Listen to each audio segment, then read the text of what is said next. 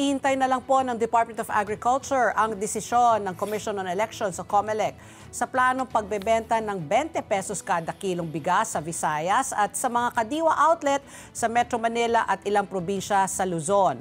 Ayon po kay Agriculture Secretary Francisco Chu Laurel Jr., kailangan nilang makakuha ng exemption mula sa COMELEC dahil may ipinatutupad na pagbabawal sa distribusyon ng anumang ayuda mula sa pamahalaan ngayong panahon ng halalan. Ipatutupad ang 20 pesos kada kilo na bigas sa tulong po ng subsidiya mula sa national government at mga lokal na pamahalaan. Planong simulan ng DA ang pagbebenta ng bigas sa halagang 20 pesos kada kilo sa Biyernes, Mayo 12.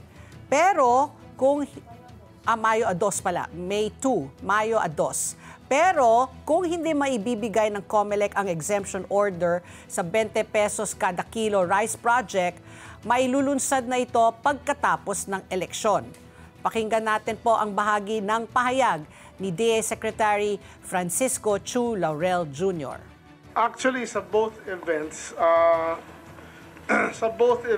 we need COMELEC approval.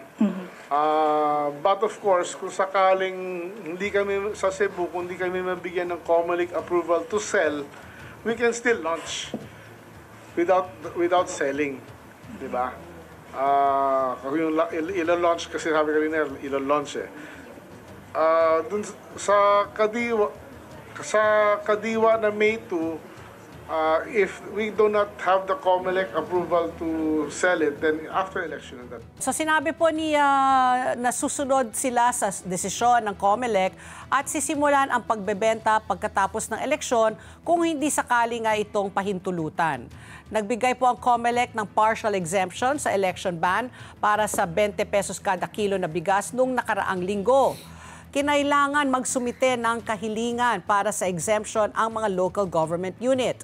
Nakatakdang ilunsad ang programa sa Cebu bukas at susundan nito sa mga kadiwa center sa Metro Manila sa Biyernes, May 2. Inamin po ni Secretary Chu Laurel na maaring malugi ang gobyerno ng 10 bilyong piso hanggang 12 bilyong piso dahil sa subsidized na bigas. Pero, sabi niya, mas malaki ang magiging pagkalugi kung hindi maibebenta agad ang mga stock na bigas ng National Food Authority. Naglaan naman po ang ating Pangulo, PBBM, ng 4.5 billion pesos mula sa kanyang contingency fund para sa proyekto.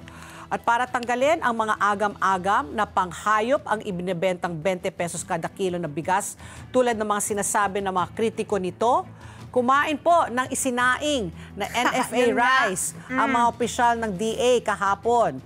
Nais nilang ipakita sa publiko na ligtas pang tao at maganda ang kalidad ng bigas na planong ibenta ng 20 pesos kada kilo.